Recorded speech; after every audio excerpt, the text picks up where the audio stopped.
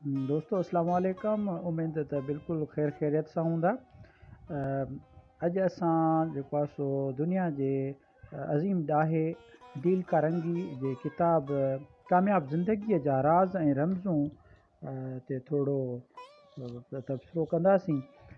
Deal कारंगी पंहिंजे हवाले सां हिकु तमामु ख़ूबसूरत ॻाल्हि कई आहे त हज़रत मुहम्मद सल्लल्लाहु अलैहि वसल्लम दुनिया जा बहितरीन अदल इंसाफ़ कंदड़ अमीन थी गुज़रिया आहिनि।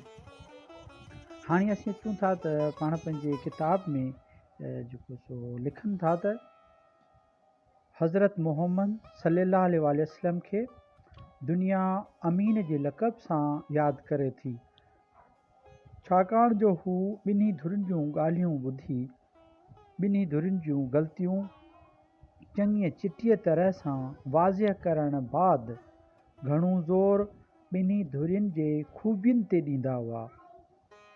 हू ॿिन्ही धुरियुनि जे उन्हनि ॻाल्हियुनि ते ज़ोर ॾींदा हुआ जिन में हू ॿई धुरियूं हिक ॿिए सां मुवाफ़िक़ हूंदियूं हुयूं ऐं उन्हीअ बिनाए ते हिननि में ठाह कराइणु सवलो थींदो हो।